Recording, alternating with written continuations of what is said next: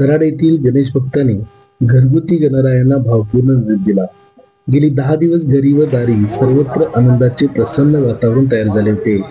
गणरायाला निरोप देताना मन घट्ट करून गणेश भक्त त्यांना निरोप देताना दिसत होते.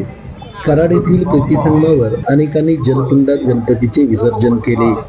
कराड नगरपालिकेने अतिशय सुंदर जलकुंड तयार करून तसेच निर्माल्यासाठी ट्रॅक्टरची सोय केली होती.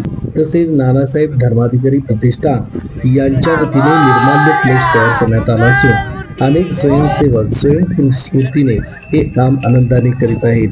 तर काही गणेश भक्त गणेश मूर्तीचे विसर्जन नदीत करीत आहेत. परंतु यावर्षी नागरिकांची पसंती जलकुंडाला असून त्यात जास्तीत जास्त गणेश विसर्जन करताना नागरिक दिसून येत आहेत. धनफास्ट न्यूज चॅनलसाठी प्राध्यापक दादाराम साळुंखे, कराड. नमस्कार. डॉक्टर श्री नानासाहेब धर्माधिकारी अधिष्ठान देवदंडा तालुका अलिबाग जिल्हा पद्मश्री महाराष्ट्र भूषण डॉक्टर श्री आप्पासाहेब धर्माधिकारी व आदरणीय रायगड भूषण डॉक्टर श्री सचिनदादा धर्माधिकारी यांच्या मार्गदर्शनातून आज कराड येथे निर्माल्य संकलन व खत निर्मिती हा उपक्रम आयोजित केलेला आहे.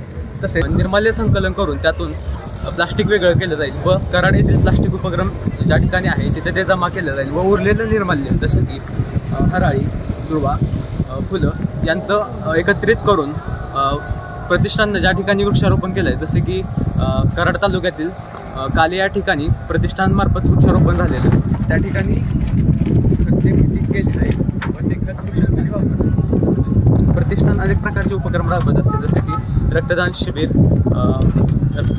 शिबिर, स्वच्छता अभियान इत्यादी. हा उपक्रम करण्याचे मागचे कारण असे की जलप्रदूषण थांबवणे व नदी प्रदूषण थांबवणे आहे.